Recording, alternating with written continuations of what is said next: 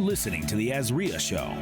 If you're looking for quality real estate investing information that you can trust, you've found it. Stay tuned and join the tens of thousands of members that have already benefited from AZREIA, your home for education, market information, support, and networking opportunities that will advance your real estate investing career. Welcome to another episode of the AZREIA Show. On today, we have Isabelle Guarino with us, and we're going to be talking about assisted living opportunities, right? We all, as investors, we talk about cash flow. We're trying to increase our cash flow, increase our passive income. Well, she's going to bring another perspective, right? Mm-hmm. And she's been doing this for years and years and years, and second generation, correct? Yeah. So we have a wealth of knowledge with us here on today. So welcome to the show, Isabelle. Thanks for having me. Excited to be here as always. Excellent. So let's start with the Silver Tsunami, right? We always talk about, our aging population. Yeah. What is happening with this aging population, and what are you trying to do about it? As we're seeing in the next 5 years, the eldest of the baby boomers come into the assisted living market and starting to need care and assistance. When you look at the numbers of beds that are available, we're currently 1.3 million beds short. And we're going to have 76 million baby boomers come into this market, and they just can't build beds fast enough. So we identified this as, hey, this is a huge opportunity, or it's going to be a mega crisis in our communities, in my own family, as my grandmother needed care and I couldn't find something suitable for her. So it was one of those things where it said, hey, if this is my problem, I know it's a lot of other people's problems. The numbers are indicating this is going to be a national problem. Let's figure out how we can, take advantage of this opportunity. So we started building our own and buying our own residential assisted living homes. And that was about 15 years ago. Now we teach and train people how to do exactly the same thing so that they have a solution for their own family members, but also so that they can cash flow. Real estate investors, it is hard to cash flow on single family rentals right now. Mm-hmm. And it doesn't look like it's going to get any better anytime soon. So sometimes you got to figure out a creative way to use a property you already have. And this could be that perfect, option for you. And as we get to that middle age, right? Because I'm considered middle age, right? You still have your kids at home, but you're still looking out for your parents who may not be able to be at home by themselves. So you had 3 generations in one household, but you're solving or help solving that problem by saying, hey, you know what? We'll take care of mom. We'll take care of dad. We'll put them here where they're still in the community. They can still come. Grandkids can still come and everything like that and see the kids. So where did the impetus or the beginning of that come from with you and your dad started 15 years ago? Yeah, my grandmother fell and she broke her hip, and the doctor called us and he's like, hey, she can't go home alone. She now needs 24/7 care. And when you get that call, it's just life-changing because you're like, what do you mean she can't live alone anymore, right? Mm-hmm. This isn't just like, let me check in, let me make sure they're good, I'll cook a little extra food. No, this is like someone's got to be with her 24/7. And that's exactly what happened to us. And she was living in upstate New York and we were here in Arizona. So we went back there and toured every single facility we could find, and everyone smelled terrible, care was terrible, they were expensive, they had waiting lists. Like, it was just awful. And we're like, this is the choice. Right. So in-home care is also really expensive, where you get a caregiver to come live with your loved one one-on-one. But we said, let's do that for the time being until we figure out a better solution. So, at $34 an hour, if you need 24/7 care, that's almost $24,000+ a month just for the care, right? So it was crazy, but we said, let's do that and figure this out. We went back to Arizona and we kind of stumbled into residential assisted living, not even knowing that this was a real estate opportunity or that these were happening. Like, they could be next door to you and you don't even know because they don't look like a facility. They don't feel that way. There's no big sign. They're just a normal home. Mm-hmm. So my dad had found one and he, walked in with the intent to move my grandmother in. And then as he's talking to the owner, she's, mentioning all these different things. And then he offered to buy the business from her. And she was like, actually, yeah. And she was like, I am ready to get out. You seem like a good guy. He's like, oh shit. Like, I have no idea what I'm doing. Never been in this industry. Mm-hmm. I don't know, how to do this, but he's like, okay, great. Took her up on it and purchased that so that my grandmother could move in. and was just like, let's figure it out. And so she passed before we could move her in. So we never had that opportunity. But as we got more involved into the business, it really just became so touching to know that other families were going through the same thing we were. Hey, we're touring these homes. They smell bad. They look bad. They're over-promising, under-delivering. They're expensive, whatever the case. We knew that when they'd come tour our home, they'd say, wow, exactly what I've been looking for. An actual home with people who actually care, with good ratios. It smells good. She gets everything she wants and needs here, and we can afford it. And it was like, that's what we wanted to be able to provide, because no one could provide that to us when we were in search at that time. That's great. Yeah, I was going to say, because a lot of people, they fail to think of the caregiver, right? They always think about the person that needs the care, but the caregiver, when you have that individual in your house 24/7, and I'm speaking from experience, my dad, he went through ALS, you know, and he had ALS for like 10 years. So it was a lot on my mom. I would come back and forth, and I was like, you know, no one puts emphasis on the caregiver. They always put it on the person that needs care. So that's great what you guys, you know, created and decided to do, because it's a breath of fresh air, not only for granny or grandpa, but it's also for, you know, the caregiver. When you're mentioning, hey, you know, we're that sandwich generation, that generation who has kids and has adults, and what do we do? That's where so many people are finding themselves right now and saying, I don't know how I'm going to do this all, because the world is getting more expensive. We both have to work, right? There's no longer, you know, the ethereal, hey, stay-at-home mom who can take care of the littles until she can take care of, you know, the elderly. That's not happening in most American households. Everyone's going to work. Everyone's trying to squeeze everything they can out of every hour of the day. You don't have the capacity to do it all. And it's really becoming a situation where the options are limited. So you have to start looking at getting creative, but also building that plan for yourself and for your own family. So when that emergency call happens, you're not stressed, you're not worried, you know exactly where they're going to go because you've been planning. So what are some, because it is expensive, right? And like, so what are you seeing families are doing to get their loved ones into these care homes? It is expensive. You're like saying planning, but like, do you have to save up? Is there like a life insurance policy? Is there like, what do people do to get their families into these? About 10% of the population has long-term care insurance. Got it. So if you have it, that will pay for it, and that's amazing. Or at least pay most of it. Most of the insurances will pay for almost all of it, if not that plus some. But if you don't have that, right, the other 90%, they're using their cash, their savings, their IRA, they're selling property that they own, using that capital to pay for their care. And think, right, the boomer population, 20% of our population controls 50% of our wealth in the U.S. and majority of our real estate. I know not everyone's, you know, in a position like my mother, but my mom's got like 8 homes to her name. And it's like she bought them all way cheaper than I could buy anything right now, right? Sure. And so her mortgage is nothing if not completely paid off. And now she can sell it for double, if not triple what she bought it for. And now she's got all that capital to go put into her assisted living needs. So that's what a lot of families are kind of banking on, is that real estate component, which as an investor, when you own and operate an assisted living, you now get more opportunity because those seniors coming in potentially have homes to sell. Well, maybe they need a realtor. Maybe they want to work with an investor or a wholesaler or a flipper or whoever it is. You now get to double dip on a whole lot of different, you know, things in this pot. You know, I'm going to squash something right now because I always get frustrated when Grant Cardone and these guys push it into don't buy a house, just rent, travel, right? I could see there's, you know, some points to it, but we always preach every 10 years a house doubles, right? Like just buy it, rent it out, rent the rooms, do something right there.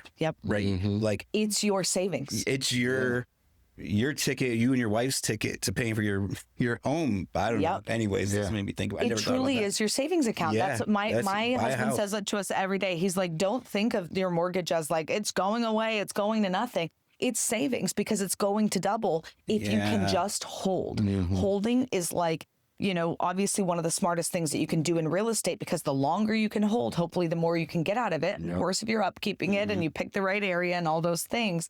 But truly, growing up with a real estate investor father, that's like one of the things he ingrained in all of us. You buy a house, you pretty much never sell it. The longer you can hold it, the better. The more you can pass it from generation to generation, the better. Turn it into income. Like once you get past that, your mortgage payments, now it could be income, so just hold. Yep. Or pay for your assisted living in the future. That's it. I'm dead serious. Sell when you need it like that. Exactly. That's when you need it. When you're like, we need to come up with a ton of money fast. That might be your time where you say, okay, great. She held this for 20 years. Yeah. This is our time. That access to opportunity. Yeah. Right. So, and I think one thing people listening or they're newer to real estate, they always want to have impact. So they always think like, hey, I want to invest in real estate because I want to help people. And they think like, if I go after foreclosures or probate, I'm helping. Like your cash is solving a bunch of problems that they've made. But I truly feel this is the key to impact. If you're really, you know what I mean? If you're an investor, you want to do something, invest in, help people.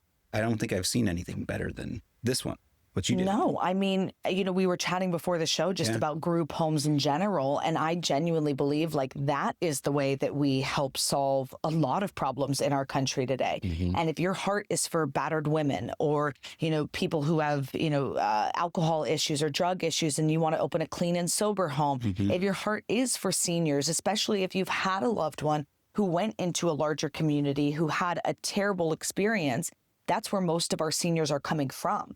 They're coming from a big box where they had a bad experience and now they're looking for a better option. And that's where we kind of get to come in and say, that is us. I wish you found us sooner, but here we are and we're here to help. But group housing in general, I think, is truly impact investing because you are targeting these populations who desperately need you. And if you're not going to provide the housing to them, who is? Yeah. Because they're literally being denied housing in other places and markets, not just seniors, right? But all these types of people who need support.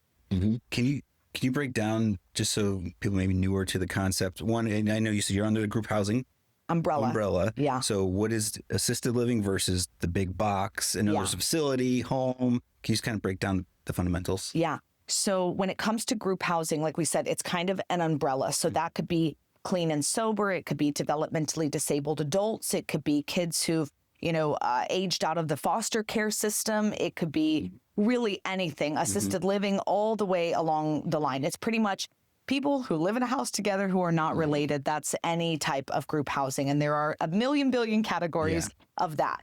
Now, in the commercial vein, when I say big box, what I'm talking about is your Brookdale, Sunrise, AZREIA, your large commercial facilities that are really more of the multi-level or 100+ units where you end up becoming a number. I mean, they genuinely call you by your room number when you're in these facilities. That is sick. That's like what is happening in prison. And that's what it feels like to me. It's like, really? You're not going to even take 2 seconds to get to know my name when I'm paying you $6,000, $7,000, $8,000 a month? Yeah. And in our homes, it's like, we know your name. We know your wife who passed. We know your kids. We know what sport you played in high school and what your car was when you were 18 years old, because we actually get to sit and talk to you and listen and hear your stories because of the ratios. The ratios are what make the biggest difference. Yes, like physically commercial versus residential, right? And a lot of units, right, versus not as many. But it's really the ratios is what kind of is the biggest comparison and why I'm so anti big box. Got it. So as an investor, if this was a niche that I would want to get into, coming from your background, how would I get started? Like, what would it take? What would be the capital outlay or something like that? Yeah. So here in Arizona, we're blessed that you can get started in all 4 ways. I can't say that for every state, but for us, you can. So you can buy land and custom build from the ground up, and that'll be the cost of the land, the cost of the build, FF&E, and then carrying costs, because you're not going to be cash flowing day one. So we're talking a 1 to, I would say 2 year, because we don't have to deal with weather here, so we're lucky. But I usually say 1 to 3, right? Because our Midwest friends, you have to pause for a couple months. Oh, yeah. But 1 to 2 is probably normal. And honestly, it'll be $2 million plus if you're custom building. If you're going to buy a single family and convert it to become, it's the cost of the real estate, the cost of the reno, FF&E, carrying cost. that will also probably be $1 million plus. That timeline is more like 6 to 12 months, depending on how much renovation or addition you actually have to do. Now, third, and that's why I say we have all 4 options, because not everybody has this, you can buy an existing business. So you can buy an existing care home. They are for sale all the time, all across our state, with 3,000 group homes in Maricopa County alone. Many times the owners get divorced, someone dies, they burn out, and they say, hey, I need to get out of this. That's your opportunity to buy someone's business. You buy the real estate, which is worth whatever it's worth, plus the business, which is 2 to 5 times the EBITDA. Of course, if I'm selling, I want it higher. If I'm buying, I want it lower. It's worth what you're willing to pay. But that's really what you're having. You don't necessarily need the carrying costs and the FF&E, but I still would put aside some money for refurbishments, because as you come in, you might be like, oh, these furniture, the floor, this is terrible. Like, and you want to redo stuff. So put some money aside to kind of freshen it up and give it your new spin. And then the fourth way is one of the fastest and cheapest, which is like a 3-month timeline. And it's really leasing a home to use for this. So someone else who has a property ready to go, and you just get to come in and lease. Now, you lose owning the property, which I think is a really valuable thing. But a lot of people say, I just want to start cash flowing and just see if this is kind of for me. So they'll sign a 3-year lease on something. You're paying first, last, and security, FF&E, and carrying cost, right? But you could be in for less than $500K and really get a good glimpse at, hey, do you want this? And maybe you sign for an option to renew or an option to purchase, and now you can control the asset. Okay. And number 5, around our Tucson meeting when you presented, the investor could rent it out. Yes, the opposite way. Opposite way, correct. The opposite way. So you could be the leasee or the leaseor, and if you want to just lease to someone, then also that's a great way to do this too. You know, you don't have to do anything to do with the business. You're just leasing to someone who's going to operate the business in your home. Okay. So you talked about the renovations, right, as an investor. So do I have to put in fire suppression, commercial kitchens, widen the doorways, widen the hallways? What all do I have to do as far as the labor intense part of it? You do want to be as close to ADA compliance as possible, but you're not like legally required to be ADA compliant. Okay. So we do want ramps, guardrails, handrails. And to me, all of those things are because you want the least amount of falls in your house and liability. So anything you can do to alleviate a fall, make sure that the seniors can move and groove around the house very comfortably, just do it. Right? And here in Arizona, you can have 5 residents without fire suppression. And if you add fire suppression, aka sprinklers, then you can have up to 10.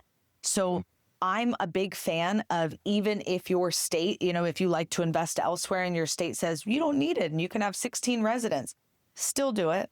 Because if they later on say, well, now you do have to have it, and you didn't do it, now you got to rip everything up and do this, and it's going to cost you a lot more than if you're already doing it during a reno or a ground up build. So just do it from the beginning. But yeah, there's a lot of things you have to do to make this house ready to go. It's not just, let me just find a home and it's good to go. Like you have to really renovate it to suit for this purpose. It's kind of purpose built or purpose renovated. Okay. So it's not for I don't want to say new person, but you're going to need some type of help to launch it or something.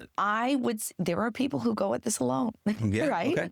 There are people who comment on my YouTube and they're like, I watch your videos and I am, I bought this house and I'm renovating this and I'm doing this. And I'm like, oh my God. And they're just making so many mistakes along the way, just like anything in life, right? Like you can go to the gym and go try to figure it out and do whatever you want to do. But like, if you really want to go enter a bodybuilding contest, you probably need a coach.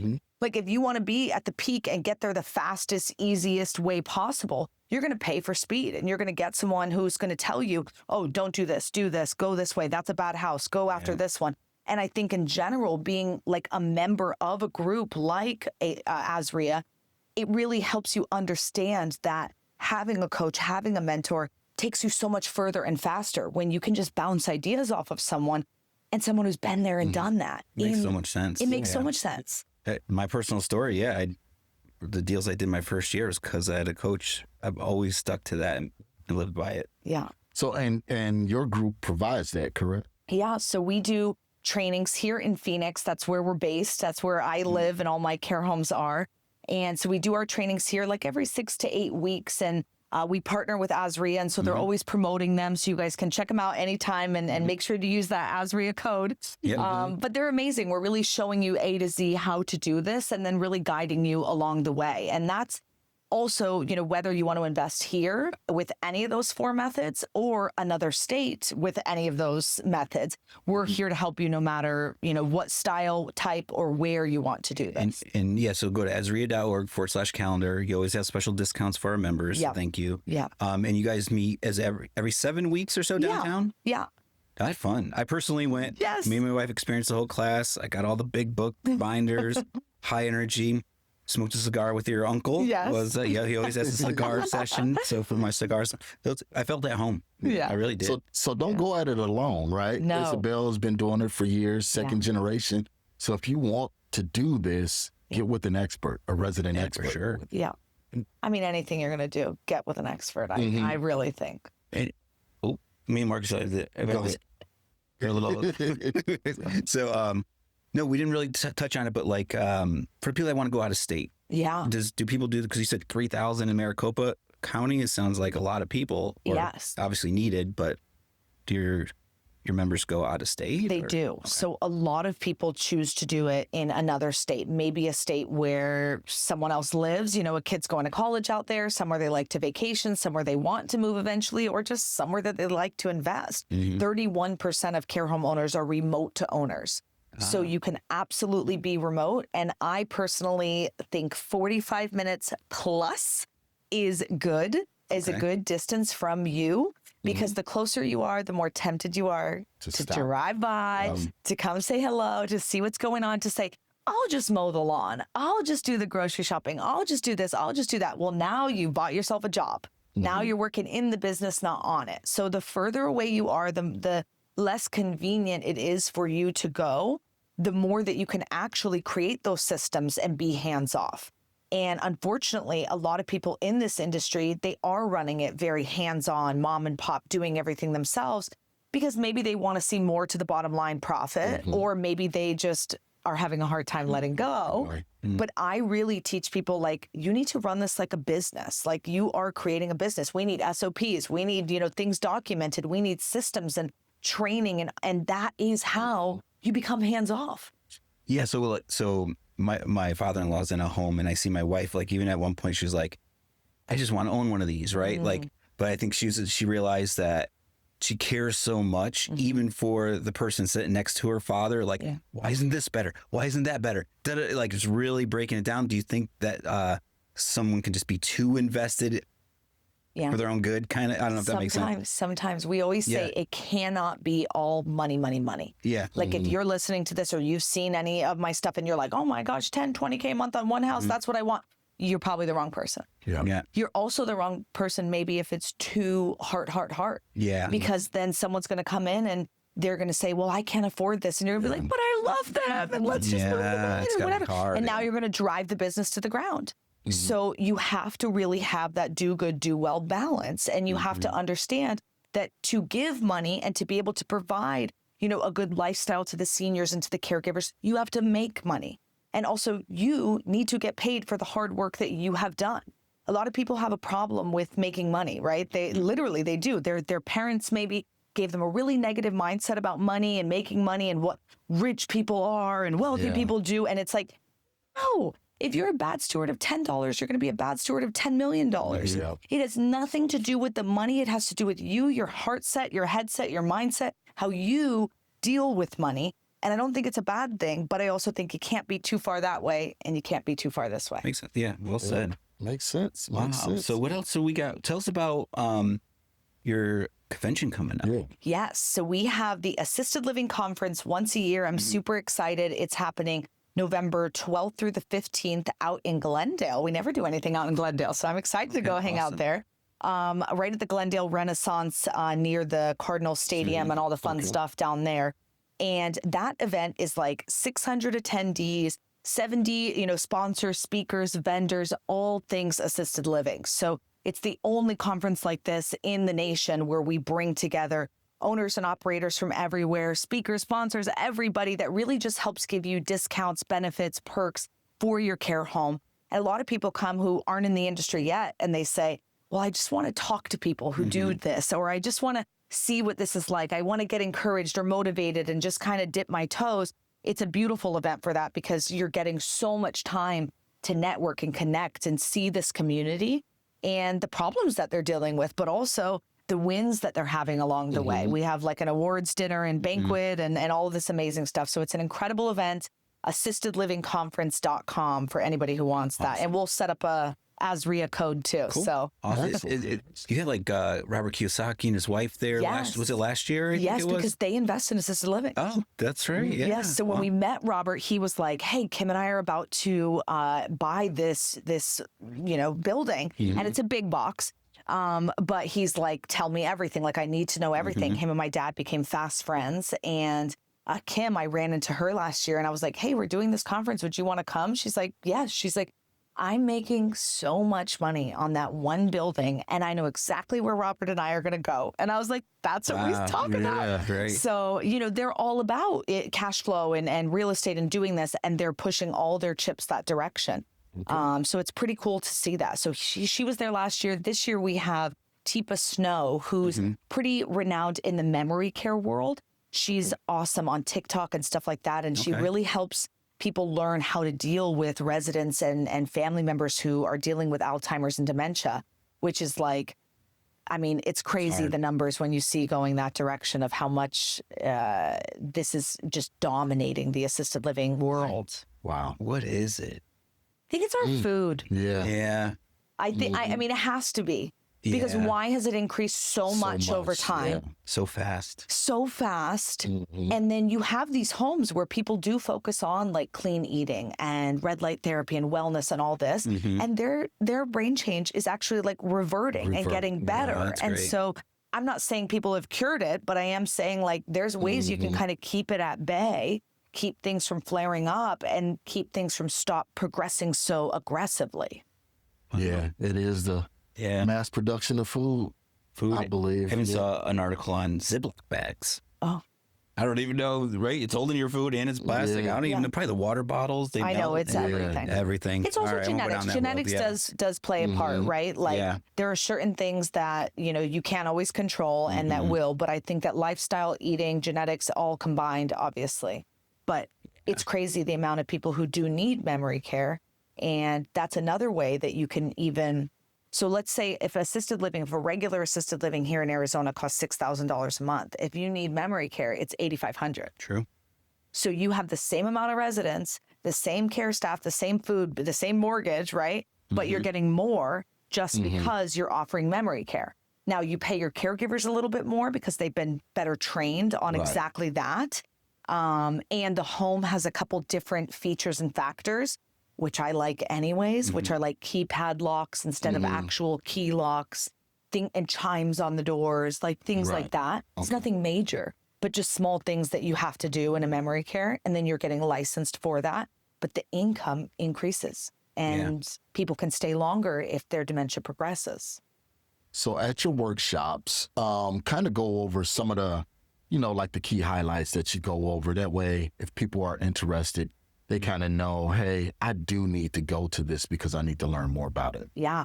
So we really kind of cover all of the bases. We talk about finding the home and demographics, exactly where you want it, because if it's in the wrong location, it will not work. And that's really hard for people to wrap their heads around because they're like, but I have this home. And I think, no, it's not always a perfect fit. So demographics is a huge section that we cover. We go through all of the statistics and what we're seeing. We break down by state so you can really understand and also start to build your business plan for when you go to investors so you can kind of bring that as to this is why it's important for us to look at this as an investment strategy.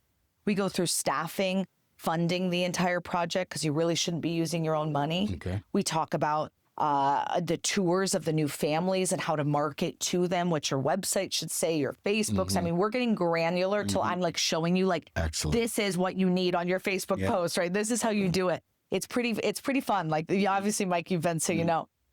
We talk all about syndication and raising capital, remote ownership, memory care. And then we do tours inside of care homes across the country. So we sent camera crews out to our students and we got all this amazing footage. And then we kind of look at who's coming to class and try to choose states that match the majority of the people coming so they can see what this looks like in their own market. And then we're breaking down those numbers as well. Awesome. So it's really, really in depth. I feel like we're constantly adding things to it because I want people to leave and be able to go out and do this, actually open a home, make it happen. I don't believe in all these seminars and webinars where people are just like talking and then just like only selling you something, or talking and just like giving you a little bit of what you need. It's like, no, tell me what I need. Like, I'm going to go do this. I don't want to fail. So I really want to give it like, here's the game plan. And for our people who want to go out and make it happen, they will, and they go do it. And the success is happening faster and faster. And that to me just shows that my tweaking of the content is working. And I'm like, yes, that's what I want. Excellent. So if we wanted more information, I know you gave the website for the conference. Give us your content, or how can we reach you, your YouTube channel, things like that for those that are interested. We are on all forms of social media, YouTube, TikTok, Instagram, Facebook, you name it, at RAL Academy. And then RAL101.com's got a great book. It's got a boot camp, and you can schedule a call with me or the team there. And then, don't forget, use AZREIA. There, thank you. Okay, guys, so if you want additional information about residential assisted living, go to Isabelle Guarino. She is the resident professional. So we want to steer everyone to her because we have a long track record, between AZREIA and RAL. So we definitely want you guys to go there if you're interested and take a look at being profitable with a purpose. Yes, I love it. Thank you, Isabelle. Thanks, guys. Thanks for listening to the AZREIA Show with your hosts, Marcus Maloney and Mike Delprete. We hope you enjoyed this episode. If you found this information valuable, head over to AZREIA.org and learn more about our community.